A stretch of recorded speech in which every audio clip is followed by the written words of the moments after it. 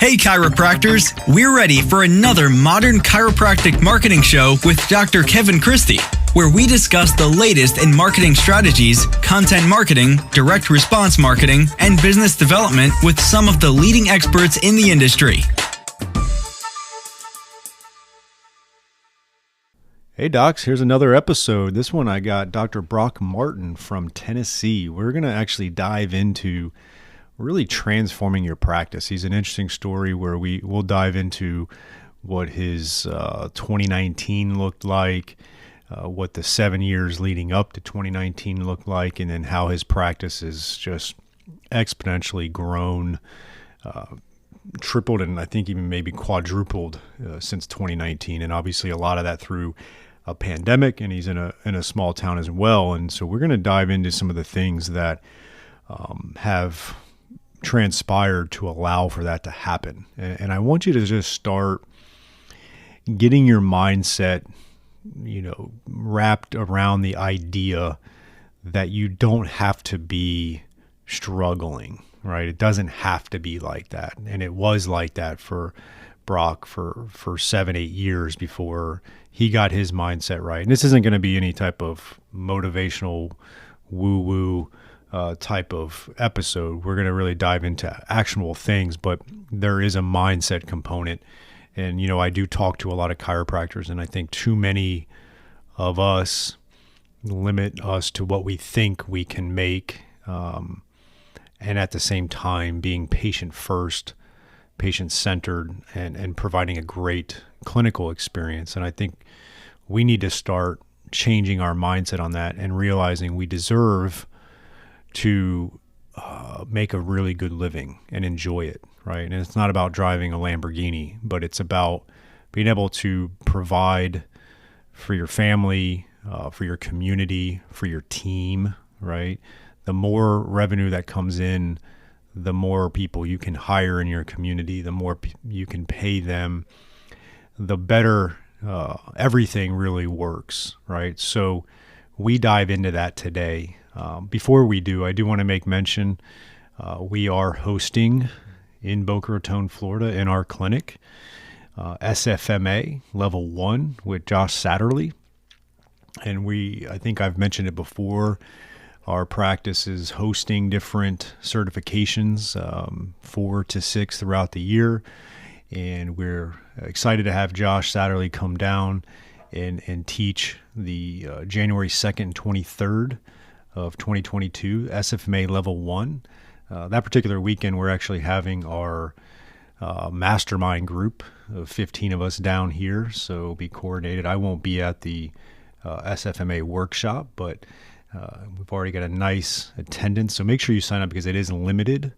Okay, and you can go to the basic functionalmovement.com website and look at the events and search for Boca Raton. But the good news is we're down in Florida, South Florida, January. Weather's typically 70, 75 degrees. You don't have to worry about any type of restrictions or shutdown because of COVID in Florida. Nothing like that is happening down here. So do your thing. Come down, enjoy it, and learn. I've seen Josh teach in person, and he does great. And so I highly recommend you sign up for that. Just go to functionalmovement.com, look for the events, and sign up, and hopefully we see you here. Here's my episode with Dr. Brock Martin. All right, welcome to the show, Brock. I really appreciate your time today. I'm looking forward to kind of continuing a conversation you and I had in person in Atlanta a couple months ago. And we're going to dive into a couple different things, but one is your transformation over the last couple of years in your practice, and then your thoughts on chiropractors investing in themselves and their team. And we'll take it a few different directions from there. But before we do that, tell us about yourself personally and professionally, and we'll dive into it. Yeah, absolutely. First, thank you, Kevin, for getting me on here today. I've been a big fan, big follower of your group. And what all you've done. So thank you for giving a voice, especially to chiropractors all across the country, but then also leading by example with your marketing and your ethical way of marketing. So we appreciate that. I practice in Huntington, Tennessee. My wife and I are both 2010 graduates of Logan. I attended Bethel University for undergrad, and then we met in school. We practice in rural Tennessee. And when I say rural, I know you've talked rural before, 100,000. We have 4,500 people in a red light. Rural Tennessee. We're in a community where I could have a retiree in a Mercedes-Benz parked next to one of my patients who's just in the Olympics, parked next to an Amish individual whose horse is parked to a light pole. So to say that we're the heartbeat of America, that's really what our practice is. And I think a lot of the listeners could probably relate to that. Actually, do you mind if I interrupt you really quick? Yeah, that'd be great. I've got another client that I coach in rural Tennessee, definitely a different part. But he had a question for me, and I felt like I gave a pretty good answer, but he's been practicing for a couple of years now. And he asked me, he's like, Kevin, I'm in such a small town. Am I going to run out of new patients? And then is my practice going to fall off? Could you just answer that for me real quick? And obviously I know the answer, but to hear it from the horse's mouth would be great. Yeah, no, that's an in-depth question, and one that we're bouncing around in our head, because as you start growing rapidly, you start thinking, man, we're going to hit a wall. But that's where we're looking at diversifying. And, there's enough of the abundance mindset. Well, I'll get into mindset in a little bit. We changed that, in my own opinion, of thinking we're not going to run out. We're going to continue to expand and bring in services that the patients need. Will keep patients coming in the door. Perfect. So we'll definitely be diving into that. I had to just get it out, make sure I didn't forget that. Yeah. So, no, that's a great point, because I've worried about that in small towns. You hit a limit sometimes, or you think you will, if you didn't have the right mindset of what you're doing and progressing. So definitely. And so your wife and you are practicing there. How long have you been practicing there? Since right out of school? I did an IC for a year, and then Krista was an associate for a year. So I started our practice in 2012. I worked by myself for a year until we got married. And that's kind of where our story started, and where it really took off was 2012 through 2019. Was kind of that lull moment where we were just in that rut that we'll get into. Yeah, for sure. And then, are you from that region originally, that area? Yeah, I'm from about 20 minutes east of where I'm at, of our community. And then Krista is from northern Indiana. She's a Yankee that I convinced to come south. So that works out perfectly, though, because it's a unique dynamic in that regard. Is northern Indiana not a Hoosier? Or is that just southern Indiana? She's a Hoosier, but she's a Purdue girl. So I can't say, Purdue is her heart and soul. So we have to be boiler ups in our household. We've taught our 5-year-old the boiler chant much more than the Hoosier side. There you go. That dynamic, and especially husband and wife, works out well because I'm a pushover, and a lot of our issues on the front end of practice were because I was a pushover. And I had Krista, who was kind of the backbone to push along. She's the one at the time could call an insurance and make sure we got paid, because she had the personality that could get it done, when I was just like, it's fine, we'll let it slide. Perfect. So you needed that dynamic for sure. Yeah. And then tell us a little bit about, I know you've done more than just your practice. You've been involved with the state of Tennessee Chiropractic. Dive into that a little bit. So from day one, I was a big believer in jumping in and being a part of association. That was just what I did when I graduated in 2010. And then 2012, I got involved in our state board of chiropractors. The association has been life-changing for me, because I've seen firsthand how much they do. And I also learned that if you didn't have the right people around that table, the wrong people were constantly going to lead. So I kind of took that on as a personal agenda item, was we got to have these young people on there, and then just making small changes. We didn't do anything crazy, but just getting involved. And then I'm huge in our community. I've given back from day one. I understood how to do that better than I did be a chiropractor or be a businessman. I knew how to do the interaction with your community. So I served on all kinds of boards. One of the cooler ones I'm doing right now is on a local university. I'm a board of trustee member for a university where we oversee $200 million budget. So I'm seeing things in a different light than chiropractors do often. My goal is to get chiropractors on as many different positions, plateaus, and or pedestals as we can, because that elevates everybody, in my opinion. Yeah, it's kind of funny. I had a coaching call with one of my clients this morning. He precepted with you. I won't mention his name because I didn't get permission, but I was like, oh yeah, I've got, Brock on later on. We're interviewing him, talking about it. And he's like, oh yeah, he's super involved in the community. That was one of the biggest things I definitely noticed when I was there and stuff. So and I'll probably mention him in a little bit if it's the one I'm thinking about. That's cool. So you can if you do. Part of our story. He was part of our story as we grew and developed. So Perfect. Yeah, we'll Yeah, get man, to that's that. kind of where we're at. Then we have a 5-year-old as well. He's our life. If you know about children, Yeah. we can be in Power Ranger mode, football mode, basketball, baseball, and soccer all within a 5-minute window. Yeah. So if I'm not in the office, I'm typically there with him doing something crazy. But that helps keep us sane as well. Yeah, it's been interesting because I've got a 20-month-old now boy, Brandon, and then we've got another boy on the way in February. And I had kids later in life, and it's interesting how that changes, right? Like I have to turn on dad mode a lot more often, and it's fun, but it also, when you get your practice rolling in a certain way and you do it the right way, it does give you a little bit of a sense of freedom to be more present with them. Obviously, if you're not careful, you'll be dragged into the practice more often than that. So Yeah, I'm sure it's an interesting tug exactly. of war. So, all right, perfect. I want to kind of frame the story a little bit. You and I we've chatted online, and then we were able to have lunch, or a short lunch together in Atlanta at the Scheduling Institute's Culture Fest. And great event. And you and I were chatting, and you made mention of kind of the transformation that you and your wife had through the practice. And you kind of briefly mentioned it, 2012, 2019, kind of just, humming along, right? Yeah, Um, absolutely. and then this past October, I know, was quite a year for you. So can you dive into that a little bit? Yeah, man. I think the story really from 2012 to 2019 is probably going to be very familiar to most of your audience if they open their own practice. I opened it not knowing a thing of what I was going to do. I knew how to be a chiropractor, and that was it. And I didn't know how to run a business. I didn't know anything about capital or financing. And I took as small of a loan as possible, hired my sister for beer money and pizza money is what I paid her on. That's all I could do. So she was my front desk, everything for 3 or 4 months. So we literally spent 3 or 4 years there. Once Krista came in 2013, very minimal. We I think collected 150 grand a year. I'll be honest with you, around there, something minimal for not going to survive on, not going to get to the level that we need to be sustainable. But we were providing good quality chiropractic service, just not creating longevity or anything that would have been worthwhile. To go in the office and it was just kind of dead, kind of not really wanting to be there. Especially 5 years in, and you almost had a burnout sensation. Like, is this the best it's going to be? And in a small town, you didn't need a lot of money, or, it wasn't for that. It was just, we were showing up, doing our daily routine and going home.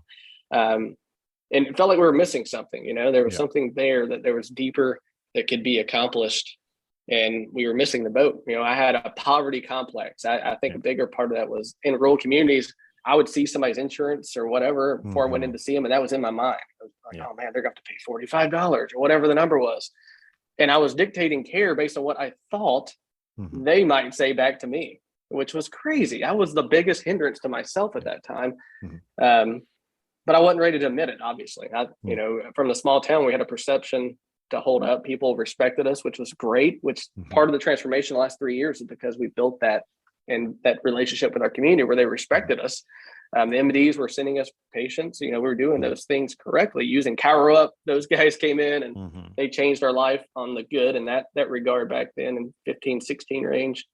So we were doing a lot of what normal chiropractors were doing, but we were the issue. I see it now. I was the biggest burden. It wasn't insurance companies or anything else. It was Krista and I. Yeah. And you can give us what you want as far as clarity on the growth, but I know you kind of mentioned October of 2019 versus October of 2021. What did that growth look like in that 2 year period of time? And obviously we all know 2020 was a weird year. So 2020 was super weird. So one other caveat between there, in beginning of 19, Krista's father had passed away, and he was kind of the man that we went to for all business stuff. He was a farmer up in Indiana, just one of those farmers that knows everything. So we always leaned on him. He passed away from cancer, and that rocked our world. It rocked Krista. She was done with practice. She was going to just retire, and I was just going to survive.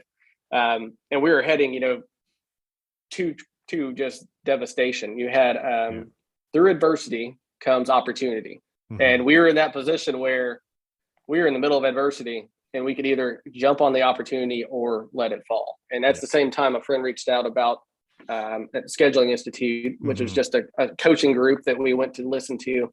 And for the first time in 5 years, when I went down there, they laid out the last 5 years of our life. And we saw that we had a 2 or 3% growth every year for 5 years or whatever it was. We had never done that as business owners. We never looked at the numbers. We never tracked anything.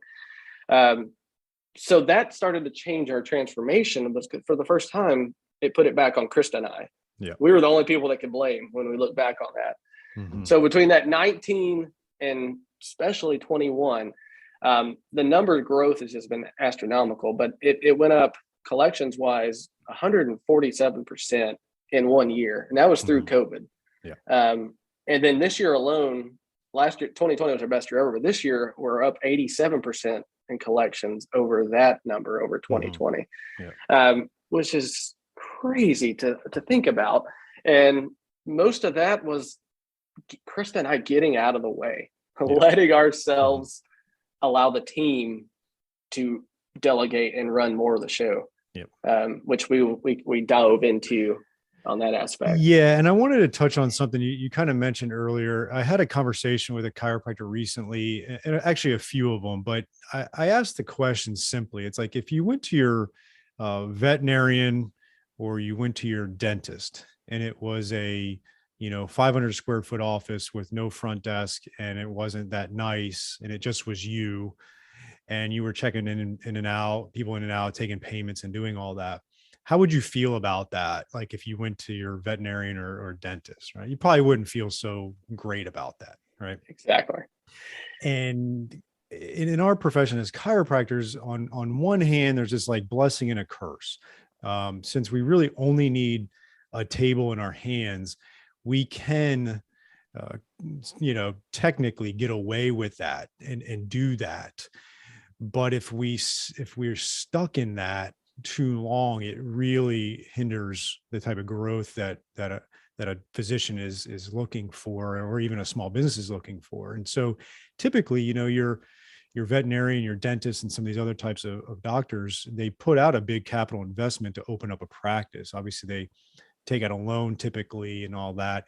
I do understand it can be easier for those professions to get a loan and to pay that loan down. And I understand that, but they take that leap of faith and that debt on to open up a fully involved practice. And then, not with everybody they're ever going to have as far as team members and equipment and space, but it's a fully functional, let's call it 1,500 square feet with a front desk, with an assistant, that type of stuff. And I just find that a lot of chiropractors aren't willing to really make that capital expenditure at some point, and this drags out for year after year after year. Is that something that you found yourself falling into, and then finally flipped the switch on that? Yes, 100%. I was playing small ball, trying to live a big life. That's kind of the way I looked at it. Was I didn't want to spend money, and I didn't understand that sometimes you have to spend money to make money. Yeah. And I didn't understand that concept. I didn't know business principles. I didn't understand that's how every business you ever study works. They build capital. They use that capital though for smart ROIs. They're not just getting capital to invest in something that's not going to bring them money back. They're investing in a coaching group, or they're investing in a instrument that's going to return money back to them, or in our regard, investing back into your team, which is where we found really one of the secret sauces. And the whole thing was putting money back into the greatest expense that you have is your payroll, but it's your greatest asset if you utilize it properly. And that was the switch for Krista and I. Was, man, that we're missing a link here by not investing properly there, and then not building a company approach. Like in our chiropractic, we are very small in that regard. As far as usually it's a front desk, doctor, maybe sometimes it's just a doctor, and we're just doing the best we can. And you nailed it. Some people just can't get loans. We're not as marketable as some of the big dental groups, but I always fall back on the networking and the people you meet. That's why that is so important on the front end. I made those relationships early so I could go and get money. Even though we didn't have much, I could go and get money because I knew the bankers. They knew at my heart where my service was, which allowed us to grow when we needed to. So that, that we play that small ball so frequently in our profession. And that's what's helped me with a group like SI, and it could be any coaching group. When you're in those dental groups, those guys, their numbers are a lot bigger than ours, Yeah. but they're running businesses. That's all they're doing. They're running a company to where it's not self-dependent just on them being the sole producer of everything. Yep. And Chris and I were that to begin with. That's a key distinction, you know, and you talked about like every business usually has to have investments on that. And sometimes they don't have an ROI for a long time, but they know they are. Like I always laugh. There's that video of someone, let's call it 60 Minutes. I don't know if it's 60 Minutes, but they were interviewing Jeff Bezos like in 1999. And if it's hard for people to, especially that are maybe not my age, I'm 42. So I remember it all happening in the 90s and 2000s, but it's hard to imagine a time when Amazon was in the red every year. And the guy was asking him kind of like condescendingly, he's like, well, at what point are you going to turn a profit? You know, and he kept on like, he kind of asking these questions, and Bezos had these like perfect, just short answers of like what his plan was. And they were just investing and investing and investing that money in there because they knew it was going to become what it obviously became. And so sometimes, yes, obviously that's an extreme example. We're not Amazon, but you get the point where there is an investment that is needed to then see the transformation of a business happen, right? Yeah, absolutely. And I think that's one of the key components is Bezos knew the value he was going to create for his customer from the beginning. You know, and nobody else around him believed it, but he knew the value. And that's one thing that Chris and I have learned is how to create value is where the secret of growing has been for us. We create more than just the adjustment experience. You know, we know what we do clinically is going to help them, but we've utilized the team to create an experience when that patient walks in. It's creating more of that value, which has return allowed them to go and tell more people and to be more of a voice for us than we ever dreamed possible. Yeah, exactly. So let's touch on that a little bit. You know, we have the transformation. I want to touch on it from two perspectives right now. And one is, you said you had to change yourselves. And so I want you to speak to that a little bit more. And then we're going to go on to how you invested in your team, not like from the financial standpoint, but like who did you hire, or was there training, or absolutely. You know, like what's the new patient experience look like compared to it did, you know, 3 years ago. But let's first start about how you kind of had to change your own mindset on things. Yeah, no, I think that was the key. You know, we had that poverty complex. I did, where in small town, I can't make money. I've got to, you know, nobody patients have money, and we can't look that part. I had to get myself out of the way, because one thing that my passion is serving people, and it's always been that in whatever regard. And what I found myself doing was blocking myself from doing what I was called to do. You know, chiropractic's the avenue. I tell our team this all the time. We're here to serve people. Chiropractic just happens to be the vessel that we've been chosen to do it in. But there's so many other avenues that you can serve. But while we're in this office, that's all we're doing is serving and helping other people. So I had to change that. I had to switch that flip the switch to an abundance mindset.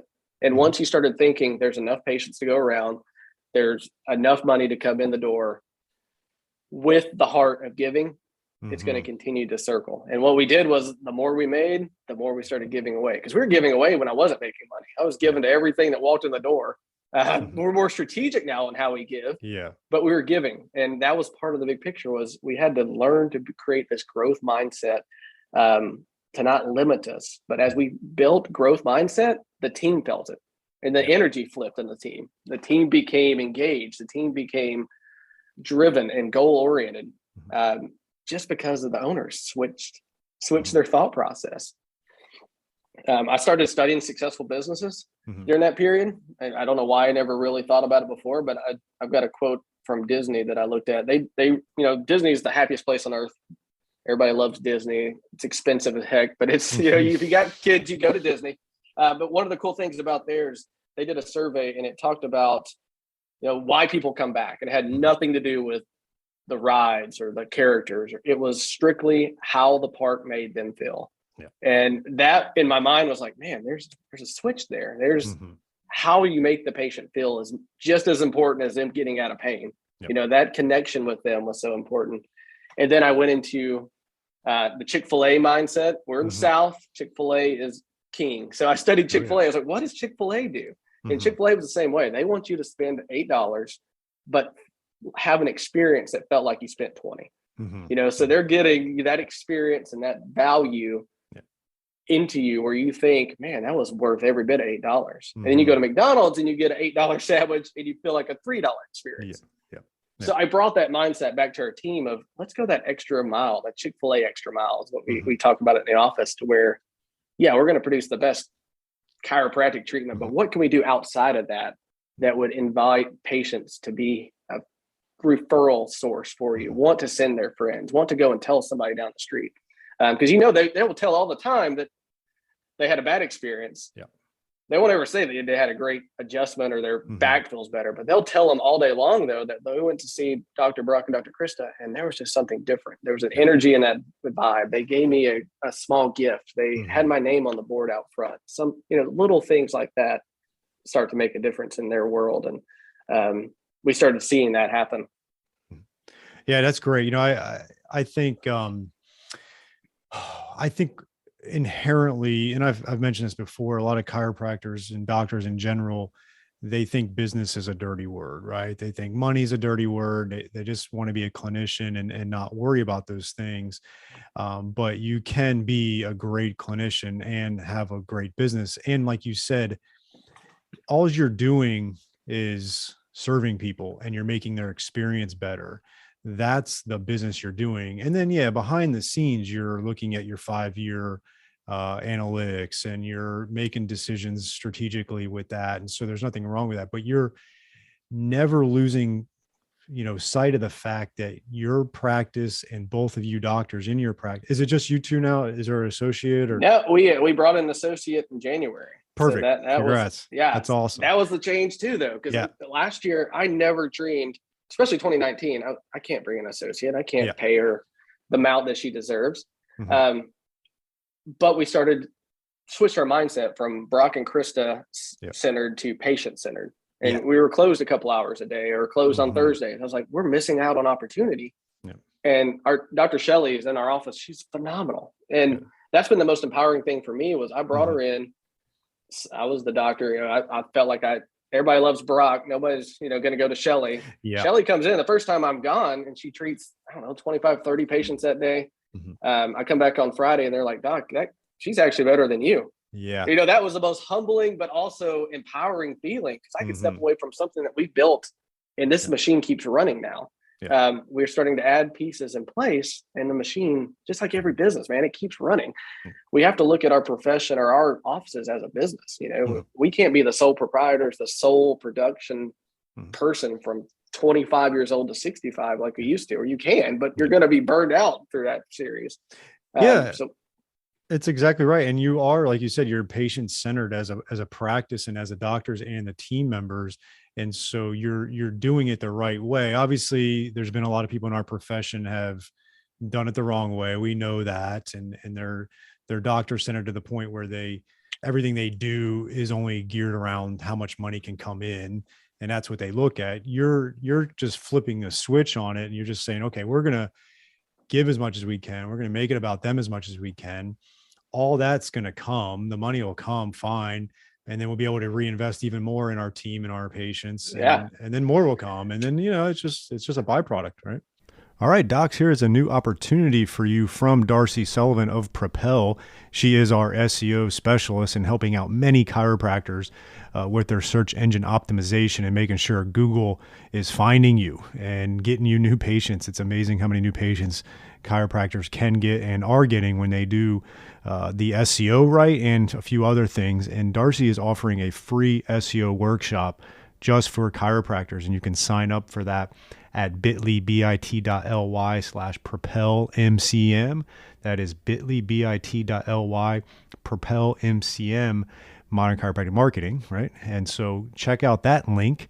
And we're going to have you go over 5 SEO secrets to owning the first page of Google without buying ads. And Darcy's going to give that free workshop, 1 hour, to really help grow your practice and start churning new patients from the ever mighty Google, which is still king in the online marketing. So check that out at bit.ly/propelmcm for the 1 hour free workshop. It's a byproduct, man. And you create value for a person and they exchange that for money value. Yeah. That's all you're doing. The greatest, most wealthy people in the world create value that exceeds what the people pay them, and it just continues to build and build and build. It's not like they're evil or they've done anything bad. That's just that's business principles. The value comes in, and that's where, as a team, it was hard because I had that poverty complex. I was like, I can't let money start coming in and my team not understand what the vision and goal is. So we set them down and we created an impact diagram. This was an SI idea too, but it came up with an impact diagram where it's the Southern Chiropractic way is what we do every day. And spinoffs are that, or where we want to invest. It's community, it's faith, it's family. And that got our team seeing differently too. They got them seeing that, every dollar that comes in, Brock and Chris are going to give a lot of that right back to our community. They're going to invest in their lives. We're investing in our team. We're investing in their kids. So they become more engaged and more on board of the big picture, big process. And that's been huge. Just last week, we were about to hit our busiest week ever in visits, which is a crazy thought process because I was in the mindset of, oh man, we're never going to hit a certain number. It doesn't matter the number, but you start hitting these numbers consecutively and you're like, this was easy. We're serving more people. They're getting better. They're telling more people faster. And we're still treating them within 8 or 10 visits of a normal treatment plan. And it's just an abundance of patients keep showing up. But even last week, so we're like 3 or 4 patients away, and our team, they start then challenging me. They start saying, we got to hit that number, Brock. Well, we got to get to the goal. And I didn't know what number. I knew what we need to have the best ever, but they wanted to hit the highest we could possibly get. And sure enough, at 5:30, on a Friday night, 2 patients happened to randomly walk in.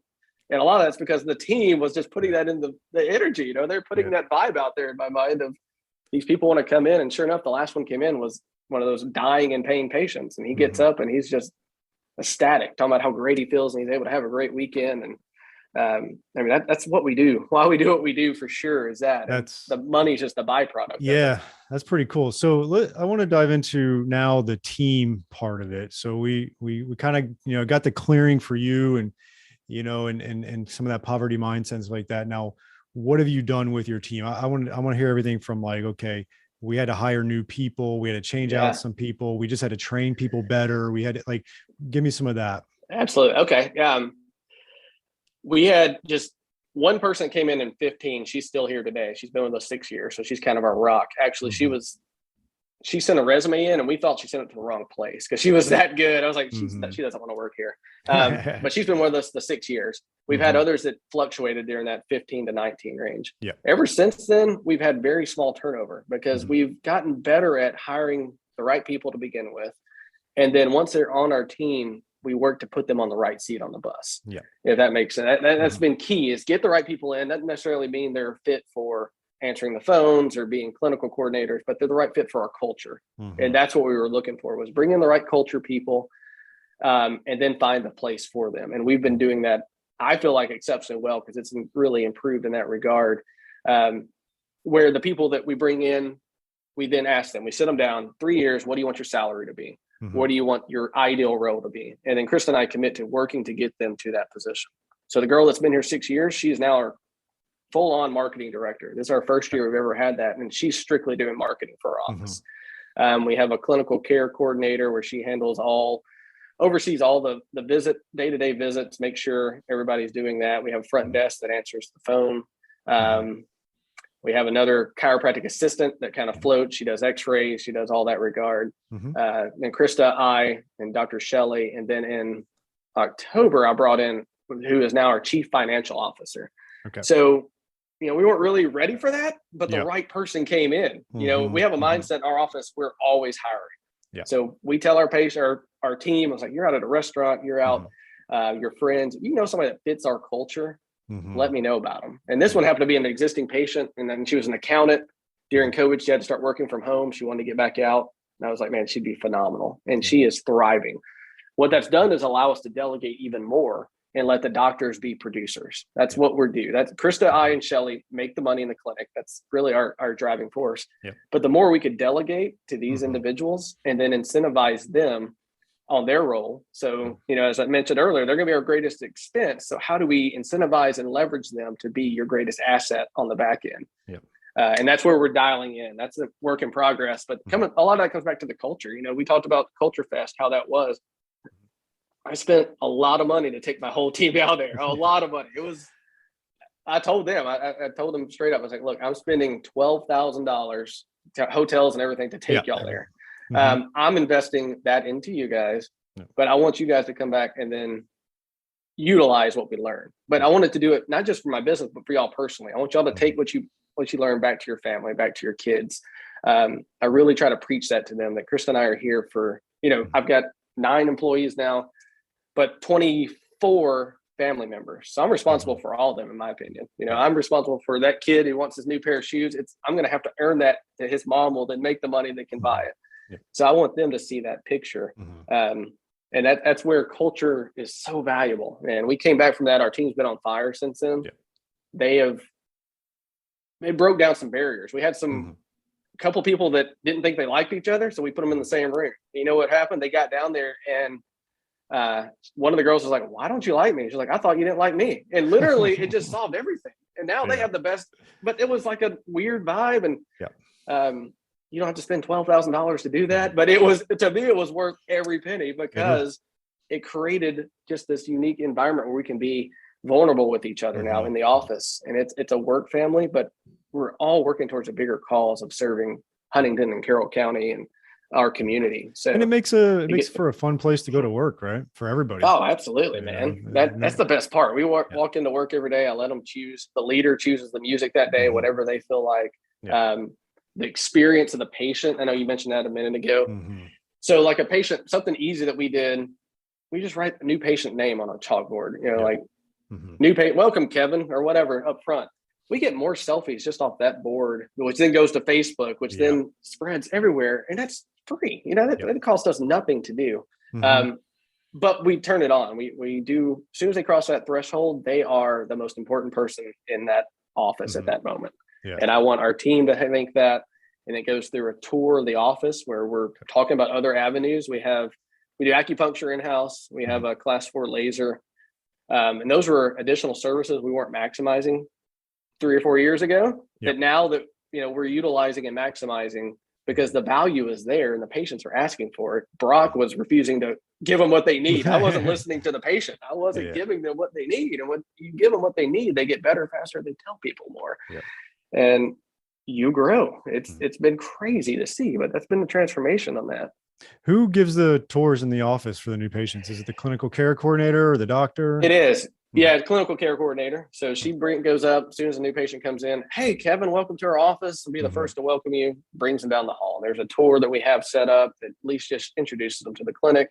She goes and takes the patient to the back. When they go back, there's a little card with their name on it. There's a small little letter from all 3 doctors signed, just welcome them to the office, and a little gift. Like right now, it's a coffee mug. Everybody gets a mug. It's got our logo on it.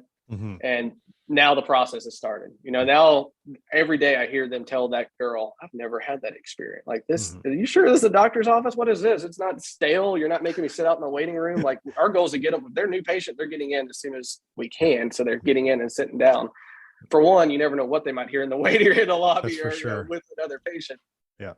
But it gets them in, gets them seated, and then that experience starts. They offer them drink. We want beverage, Coke, water, juice, something little, but they don't get that anywhere else. Those little things don't cost our office a whole lot.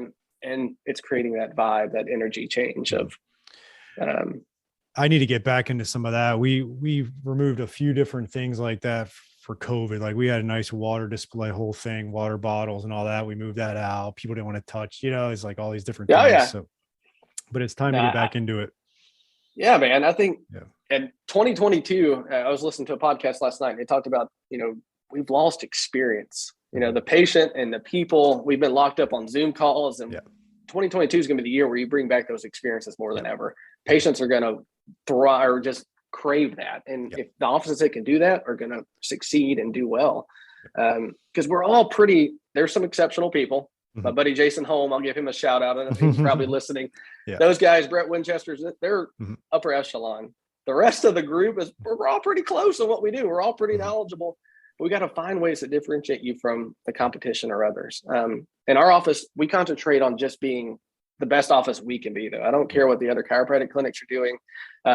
I refer to other chiropractors. But that doesn't bother me. I want our team to be the best business, the best group individuals that we can be, because I've found that if we concentrate just on ourselves and not the competition, you grow exponentially. Back to that abundance mindset, like the rural Tennessee, there's enough to go around if you stay focused on that. I want to touch on that in a second, but one of the things that I got from what you've said today, which I want to make sure we highlight, is that, and it goes back to the business being a dirty word thing, but ultimately what you've said and talked about is good business is actually providing a great experience. So that's how I think we as chiropractors need to reframe it. Is like, when we say you're good at business, it means you've done a great job of providing a great experience for the patient. It doesn't mean you're good at sales and upselling them on this, that, and the other thing. It doesn't mean you've sold them on a 12-month care plan. It doesn't mean you're, driving a Ferrari. Like, let's get that out of our mind. And let's just say, oh, he or she's a great clinician, but they're also really good at business. And when you say that, it's more about you just know how to invest in your team. You know how to provide a great team experience, a great patient experience. And it's that Disney and Chick-fil-A type of thing. So I want to thank you for kind of connecting those dots for me even. Yeah. Yeah, so, man, that's the key. It's all that patient-centric aspect of it, getting the doctor out and being okay with the more value you provide, you're going to get more money. That's how the system works. Now, your job is to not be that dude that spends it on ridiculousness, but reinvest in the people around that table, reinvest in your community, reinvest in yourself. And that's where Krista and I have really, over the first 5 years, we did none of that. We didn't invest in ourselves. We didn't invest in, and part of that was because coaching in our profession had a bad name during that period. Sure. I mean, you guys weren't around. If I would have had somebody like y'all 5 years ago, where you are now, but especially like 5 years ago, Krista worked in another office that was with another management group, and they were telling them how to treat and how to, I was like, I don't want to know clinical. I know clinical. I want to know how to run a business and how to make my team around me better people. And then in return, we're going to just give an incredible experience and growth to our community in regard. And a lot of the past practice management groups got bad reputations because they, it was trying to play verbal gymnastics with patients and, convince them of this, that, and the other thing. A lot of things that were definitely nefarious or not ideal. And this isn't about that. I think sometimes the evidence-based or evidence-informed chiropractor has this feeling of like, well, if I do all that kind of stuff for my patients, it's like putting lipstick on a pig. And those chiropractors are trying to cover up a bad clinical. And it's like, nope, if you have the great clinical and you still provide a great experience, now it's just like the magic elixir that's going to take you to the next level. So nowhere in this episode are we talking about like trying to cover up a bad product, right? Exactly. The product sells, man. That sells itself. But if to get to that next level of growth and the experience on our end, now everybody's different, but on our end, that's been the missing link that we didn't have. Even additional services like Jason Holm taught me into the laser. He was like, you got to get the laser, Brock. I was like, all right, man, I love you. I'll get it. And we weren't using it like we should. And patients were having to ask me about it because I was blocking myself. And then I was like, this is ridiculous. They're asking for it. So we started adding it as additional service on day one. And what happened was patients were getting better faster. And when they get better faster, they tell more people, they have a better experience as well. And you're not selling them on anything. You're saying, this is what the doctor recommends. And that's another key, that my team handles all the financials now. I don't have to talk about that anymore. I used to be the guy that did all that. And that is awful. Don't be that guy. You're having to do it. I had to do that. I had to be that guy for a few years, and it's terrible. Now I'm like, I don't know the price. Let them tell you. They come in, they explain it to them. But we've created an environment where it's easier to say yes to those things too. Does that make sense? Like the first 5 years, we built a reputation where they knew we weren't going to screw them over. We weren't cheating them or being fraudulent. So when Brock or Krista or Shelly recommend something, it's an easy yes, because their medical doctors sent them there a lot of times, or their best friends sent them there. And it's up to us to hold that standard of what they've expected. So cool. Is there anything that we didn't touch on that has really helped with this exponential growth over the last couple of years? Patient experience portion, and then the investing in yourself, the coaching of any kind. Let's talk about the sense of just in general, we talk about a lot of chiropractors are afraid to invest in their team, their self, things of that nature. Speak to that a little bit if you can. So in my situation specifically, I grew up, my father was a basketball coach, Mm-hmm. and I played collegiate basketball. So my whole life I've been coached. I've had somebody that was my accountability partner forever. So I get into practice. What made me think I didn't need somebody to guide me is beyond me. Yeah. Or I know why. It's because I was afraid to admit what I didn't know. Yeah. I was the biggest limiting factor. Mm-hmm. So Chris and I, when we sat down with that group, the SI group, and they kind of talked about what coaching would look like, it's just a natural fit. I was like, man, that's what we need. We need somebody to hold us accountable, invest in ourselves, and in return, that's going to build a better product for what we're trying to do. And it all started with that commitment of, you have to spend money to make money. I was the guy that go and try to read all your stuff for free and think, man, I can just learn from Kevin by reading all of his blogs, and I would try to implement it. And Napoleon Hill has the Think and Grow Rich book, and he talks about specialized knowledge in there. And it's stuff that you have to go and pay for to get from people that already know what it is, but they give you that specialized knowledge. And that's really what you're paying for in coaching, is somebody that's been there before to just guide you and maximize that return by using what they tell you and actually doing it. That's part of the problem. I'm amazed at some people that get coaching and don't actually do what they're told to do, but you're going to invest money in yourself. Listen to them. They know what they're talking about. And that's been a big game changer too, is that investing in ourselves and our team, and coaching was key to that. So since you have had this growth over the last few years, are you still in the same office space you were before? Are you busting out of the seams? Are you moving? We one thing we do is track everything from new patient numbers, what it costs, all these different numbers go into it. You can dial into that as deep as you want another time, but we're at a point where we're getting close to that, maximizing our office space now, which is fantastic. I already need another doctor for this summer, so I'm in the process of trying to where we're going to find that, where we're going to hire one. But our growth mindset now is we're thinking. Yesterday we had it's called a clarity retreat. Our whole team got together. We took a day out of the office, and we planned out 10 years where we're going to be, and the number is just crazy to me. And the best part, though, is I'm around a table of individuals who think it's not high enough now, because we've changed their mindset. And Brock, again, is hindering the team because I'm not getting out of the way. It's like, let's go after that. But we're going to have to adapt. So we're already looking at chiropractic. We're looking at an exercise physiologist to kind of help run the rehab side of what we do. We use Cower Up. So somebody that can come in and help do that, which would then take productivity for the doctors to do what the doctors do. And you don't get rewarded for that in Tennessee. Or reimbursed, I should say. So physical therapy, we're going to add PT over the next few years, because the collaboration just works when you get the right PT.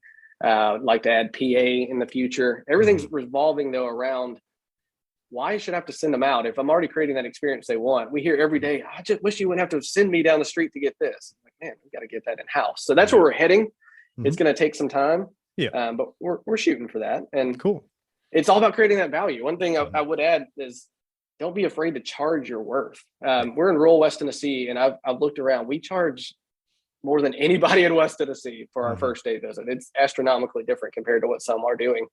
And patients aren't saying no. They're saying absolutely. We've built that rapport with them, and the respect, and they're paying now the value that we see fit of our number. And that was never before. I used to be like, oh, they can't afford it, let's go cheaper. And the people I used to say that about are writing a check up front for day one, and we don't schedule them out, but 2 weeks at a time, just like everybody. And we reevaluate and don't do treatment plans to that extent, but they're signing up and committing. And when you pay money, you're usually going to be a better patient. And just like coaching, if you put that money forward, you're going to be more vested in the process. So yeah, I talk to some of my clients too, because they'll ask about raising the rates and stuff like that. And one of the things that I've noticed is we fail to realize the psychology of a cash paying patient is different than the psychology of an in-network patient, right? Absolutely. And so if I've made the decision to go to my chiropractor and I know I'm a cash patient, I'm not expecting it to be $40. I recently went to a dermatologist and I knew I was going to have to pay out of pocket. And I was expecting a couple $100 for that new patient evaluation and whatever the treatment was going to be. And that's what it was. And I wasn't shocked by it.